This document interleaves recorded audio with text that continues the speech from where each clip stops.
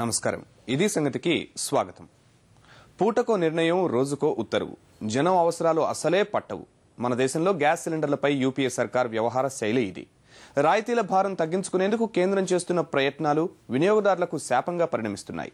ముందు చూపు లేకుండా తీసుకుంటున్న నిర్ణయాలు గ్యాస్ డీలర్లకు, అక్రమార్కులకు వరంగా మారనున్నాయి. కేంద్రం మాత్రం అనుకున్న పనిని నిర్విఘ్నంగా చేసుకుపోతోంది. ఏడాదికి 6 సిలిండర్లకే రాయితీ, కనెక్షన్ల పేరు మార్పునకు అదనపు డిపాజిట్ వసూలుతో వినియోగదారుడు నిలువు దోపిడీ అవుతున్నాడు. ధరల నిర్ణయం తమకు కట్టబెట్టినందుకు ఇంధన కంపెనీలు తగిన పనే చేశాయి. రాయితీ లేని గ్యాస్ సిలిండర్పై 26.5 రూపాయలు పెంచేశాయి. ఇక రాష్ట్ర ప్రభుత్వం దీపం కనెక్షన్లకే రాయితీ అంటూ సరికొత్త నాటకానికి తెరతీసింది. ఇలా గ్యాస్ సిలిండర్ ని నిత్యావసరంగా మార్చిన కేంద్ర రాష్ట్ర ప్రభుత్వాలు మధ్యతరగతి బతుకులతో ఆడుకుంటున్నాయి.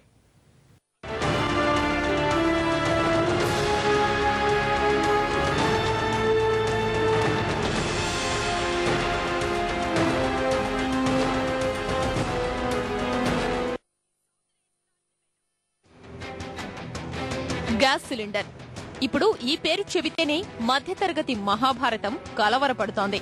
పైసా పైసా లెక్కబెట్టి ఖర్చు చేస్తున్న బతుకు జీవునికి ప్రస్తుత ధరల విధానం గుదిబండగా మారింది. రాయితీ ఇచ్చే గ్యాస్ సిలిండర్లను ఏడాదికి 6కే పరిమితం చేసిన కేంద్రం ధరల నిర్ణయాన్ని ఇంధన కంపెనీలకే కట్టబెట్టడం కష్టాలను మరింత రెట్టింపు చేస్తోంది.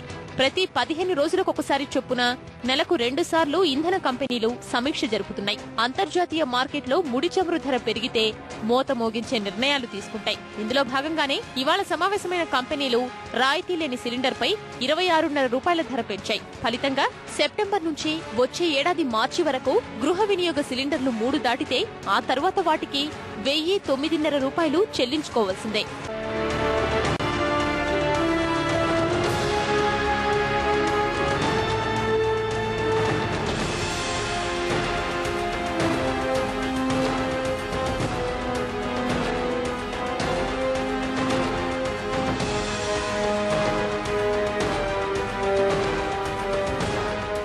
గ్యాస్ సిలిండర్లపై గత నెలన్నర రోజుల్లో ధరాఘాతం ఇదేం తొలిసారి కాదు. ఇప్పటికే 3 సార్లు సిలిండర్ ధర పెరిగింది. ఏడాదికి 6 సిలిండర్లపైనే రాయితీని పరిమితం చేసిన కేంద్రం ఈ అంశంపై నిరసనలు వ్యక్తమవుతున్నా పట్టించుకోలేదు. అంతేకాదు, రాయితీ లేని సిలిండర్పై 138 రూపాయల ధర పెంచి సామాన్యుడిపై మరింత భారం మోపింది. ఆ తర్వాత గ్యాస్ ఏజెన్సీలు తమ కమిషన్ ని సిలిండర్ ఒకదానిపై 12 రూపాయలు పెంచాలన్న డిమాండ్ కు తలొగ్గింది. డీలర్ల కమిషన్ ని 11 రూపాయల 42 పైసలు పెంచి ఆ భారాన్ని వినియోగదారులపైనే మోపింది. ఇప్పటి వంతు ఇంధన కంపెనీలది. ధరల నిర్ణయం తమ చేతికి రావడంతో ముడి చమురు ధరలు పెరిగాయని చెప్పి రాయితీ లేని సిలిండర్లపై ఏకంగా 26.5 రూపాయలు పెంచాయి.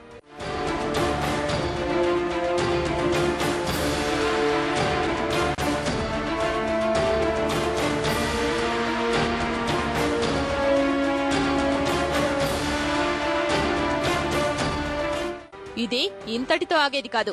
ఇంధన కంపెనీలు మరో 15 రోజుల తరువాత సమీక్ష జరుపుతాయి. అప్పుడు కూడా ముడి చమురు ధరలు పెరిగితే సిలిండర్ భారం మరింత పెరుగుతుంది. నెలకు 2 సార్లు జరిగే ఈ ప్రక్రియతో మధ్య తరగతి ప్రజల నడ్డి విరగడం ఖాయం. ముడి చమురు ధరలు తగ్గితే మాత్రం కాస్త ఉపశమనం దక్కే వీలుంటుంది. అయితే ఆ అవకాశం ఇంధన కంపెనీలు ఇస్తాయో లేదో చూడాలి. ముడి చమురు ధరలు తగ్గినప్పటికీ ఇతర కారణాలు చెప్పి పెట్రోల్ ధరను తగ్గించని కంపెనీల గడసరితనం ప్రజలకు బాగానే అర్థమైంది.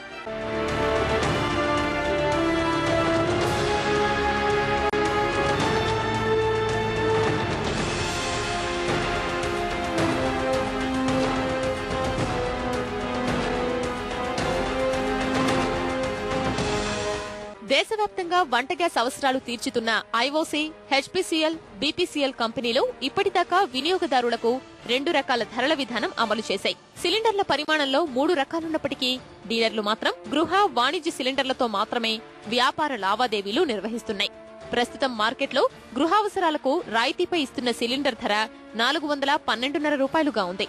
రాయితీ దాటితే సిలిండర్ ధర 1,009.5 రూపాయలు అవుతుంది. ఆసుపత్రులు, హోటళ్లు, దేవాలయాలు, ప్రభుత్వేతర సంస్థలు సంక్షేమ కార్యక్రమాల అమలు కోసం కేటాయిస్తున్న సిలిండర్ల ధర 1,263 రూపాయలైంది. వాణిజ్య అవసరాలకు కేటాయిస్తున్న 19.5 కిలోల సిలిండర్ ధర 1,769 రూపాయలకు చేరింది.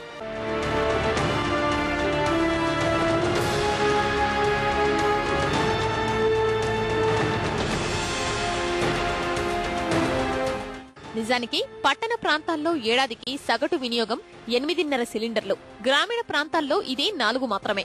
పట్టణ గ్రామీణ ప్రాంతాల్లో ఇలాంటి తేడాలు ఉంటే కేంద్రం మాత్రం మధ్య మార్గమన్నట్లు 6 సిలిండర్లకు రాయితీ ఇస్తానంటోంది. ప్రస్తుతం చమురు సంస్థలు తీసుకున్న నిర్ణయం వల్ల గ్రామీణ ప్రాంతాల్లో వాడకం పేరిట పట్టణ ప్రాంతాలకు సిలిండర్లు తరలిపోయే ప్రమాదం ఉంది. ఇలాంటి మరెన్నో సమస్యలున్నా వాటిని పట్టించుకోకుండా గుడ్డిగా అమలు చేస్తున్న నిర్ణయాలు వినియోగదారుల పాలిట శాపం కానున్నాయి. 20 రోజుల తర్వాత బుక్ చేయమంటున్నారు కాబట్టి, వాళ్ళు 20 రోజుల తర్వాత సప్లై చేస్తున్నారు కాబట్టి రాను 60-65 రోజులకే ఒక సిలిండర్ ఏమో ఈ మధ్య తరగతి వాళ్ళకేమో సప్లై చేయగలరు. దీనివల్ల వాళ్ళ మీద చాలా భారం పడబోతున్నది. పిల్లలు ఎక్కువ ఉన్నప్పుడు స్కూల్కి వెళ్ళేటప్పుడు కట్టెల పొయ్యి కూడా పెట్టుకోలేము కదా, దానివల్ల మాకు కష్టం. నెలకు ఒకటి కావాలంటే సంవత్సరానికి 6 అంటే సరిపోవు. అసలు 410 ఇస్తున్నాము, దానికంటే ఎక్కువ అంటే చేయలేము కదా, కట్టలేము కదా మేము. ఇప్పుడు ఎట్లాగుందో అట్లాగే కంటిన్యూ అయ్యేది, మామూలుగా ఎట్లా ఉందో అట్లనే కంటిన్యూ అయితే బాగుంటది. సిలిండర్ల వినియోగం పక్కదోవ పడుతున్నప్పటికీ వాటిపై చర్యలు అంతంత మాత్రంగానే ఉంటున్నాయి. వాహనాలు నడిపేందుకు ఇతరత్రా పరిశ్రమల్లో, చిన్న చిన్న దుకాణాల్లో సబ్సిడీ సిలిండర్ల వాడకంపై సరైన నిఘా లేదు. ప్రస్తుతం 6 సిలిండర్ల పరిమితి విధించిన తరువాత అక్రమ కనెక్షన్లు పెరిగే అవకాశాలు కనిపిస్తున్నాయి. వాటిని నిరోధించే ప్రణాళికలేవీ లేకపోవడం మన్మోహన్ సర్కార్ దురదృష్టికి కొలమానం. ఇన్ని లోపాలతో రాయితీ సిలిండర్ల విధానాన్ని అమలు కోసం ముందుకు సాగుతున్న కేంద్రం మరో అడుగు వేస్తోంది. ఆధార్ కార్డుతో రాయితీల్ని ముడిపెట్టేందుకు ఆలోచన సాగిస్తోంది. సబ్సిడీలు నేరుగా లబ్ధిదారులకు నగదు రూపంలో బదిలీ చేసేందుకు ప్రణాళికలు రూపొందిస్తోంది. ఈ విధానంలోనైనా కాస్త కసరత్తు చేసిన తర్వాతే నిర్ణయం తీసుకుంటుందో లేదో చూడాలి. మరి సబ్సిడీ మీకు డైరెక్ట్ గా వచ్చి అకౌంట్ లో పడుతుంది కాబట్టి మాకు 413 రూపీస్ సిలిండర్ అమ్మేటువంటి పరిస్థితులు రాబోయే దినాల్లో ఉండవు. మేము కేవలం ఒకే సిలిండర్ మేము అమ్ముతాం, ఒకటి కమర్షియల్, ఒకటి డొమెస్టిక్. 900 సిలిండర్ అంటారు, మేము 900 కడితే మళ్ళీ తర్వాత ఈ అకౌంట్లు ఎప్పుడు వస్తాయి? అవి జనాల గోడు పట్టని కేంద్రం తీరును గమనించిన ఇంధన కంపెనీలు ఇష్టానుసార నిర్ణయాలు తీసుకుంటున్నాయి. ఒకరి పేరు మీద ఒకటి కంటే ఎక్కువ కనెక్షన్లు ఉంటే రద్దు చేస్తామని ప్రకటించాయి. ఇంతవరకు బానే ఉంది. అయితే ఒకరి పేరు మీద మరొకరు వాడుకుంటున్న సిలిండర్లకు దేశంలో కొదవేం లేదు. వీటి పేర్లను బదలాయించుకునేందుకు అవకాశం ఇవ్వమంటే కాదు కూడదన్న కంపెనీలు ఆ తర్వాత ప్రజల నిరసనలతో దిగొచ్చాయి. ఆందోళన చేస్తే కాని నిర్ణయాలు మార్చుకోమంటున్నాయి. ఇప్పుడు గ్యాస్ డీలర్లు మరో నిర్ణయం తీసుకున్నారు. కొత్తగా తీసుకునే గ్యాస్ కనెక్షన్లకు రాయితీ మీద సిలిండర్లు ఇవ్వలేమని తేల్చి చెప్తున్నారు. చాలా క్లియర్ గా కార్పొరేషన్స్ ద్వారా భారత ప్రభుత్వం మాకు ఇచ్చిన ఆదేశాలు ఏంటంటే, ఈ కొత్త కనెక్షన్స్ తీసుకునే వాళ్ళు కేవలం నాన్ సబ్సిడైజ్డ్ సిలిండర్తోనే తీసుకోవాలి. ఆ సబ్సిడీ సిలిండర్లు వీళ్ళందరికీ ఆన్లైన్లో ఎప్పుడైతే ఇస్తారో ఆ సమయంలో వీళ్ళు కూడా వీళ్ళ అకౌంట్ నెంబరు వగైరా వగైరా పర్టికులర్స్ మా ద్వారా వాళ్ళకి తెలియజేస్తాం కాబట్టి ఆ రోజు ట్రాన్స్ఫర్ చేసే ఆలోచన ప్రభుత్వానికి ఉన్నది. దాని సరైన పత్రాలు మీరు పెట్టుకోండి. అదేవిధంగా మీరు ఏ ఇంట్లో ఉంటున్నారో మీ పేరు మీద ఉన్న అడ్రస్ ప్రూఫ్లు కానీ, అదేవిధంగా ఐడి ప్రూఫ్లు కానీ, పాన్ కార్డు కానీ, డ్రైవింగ్ లైసెన్స్ కానీ ఏదైనా అట్లాంటి అడ్రస్ ప్రూఫ్ రెడీ పెట్టుకొని కేవైసీ ఫామ్ అనేది వచ్చినప్పుడు ఫోటోయుక్తంగా అన్ని సబ్మిట్ చేసుకుంటే మీ పేరు మీద మారిపోవడానికి ఛాన్స్ ఉంటుంది. కాబట్టి దానికి కంగారు పడాల్సిన అవసరం లేదు, మీకు రాదనేది అవసరం లేదు. యూపీఏ సర్కార్ని మరిపించే లెక్కలు వేస్తోంది రాష్ట్ర ప్రభుత్వం. కేంద్రం ఇస్తున్న 6కి తోడు మరో 3 సిలిండర్లకు రాయితీ భరించాలని కాంగ్రెస్ పాలిత రాష్ట్రాల ముఖ్యమంత్రులకు ఆ పార్టీ అధినేత్రి సోనియా గాంధీ సూచించారు. మన రాష్ట్ర ప్రభుత్వం మాత్రం దీపం కనెక్షన్ ఉన్నవారికే మిగిలిన 3కి రాయితీ ఇస్తామంటోంది. రాష్ట్రంలో దీపం పథకం ద్వారా గ్యాస్ సిలిండర్లను వినియోగించుకుంటున్న వారి సంఖ్య 39,70,000. ఈ అదనపు సిలిండర్ల వెసులుబాటు వాస్తవంగా దీపం వినియోగదారులకు ఎవరికీ ప్రయోజనం చేకూర్చదు. ఎందుకంటే వారు వినియోగించే సిలిండర్ల సంఖ్య ఏడాదికి 3 నుంచి 4 లోపే. రాష్ట్ర ప్రభుత్వం చేస్తున్న వాదన మరోలా ఉంది. రాయితీలు పేదలకే అందాలన్నది ప్రభుత్వ ఉద్దేశమని, అందుకే తాము దీపం కనెక్షన్లు ఉన్నవారికే వర్తింపజేస్తున్నట్లు సమర్థించుకుంది. అయితే దీపం కనెక్షన్ ఉన్న వినియోగదారుడు 6 సిలిండర్లు వాడకుంటే అవి నల్ల బజార్కు తరలిపోయే అవకాశం ఉందనే విషయాన్ని గమనించడం లేదు.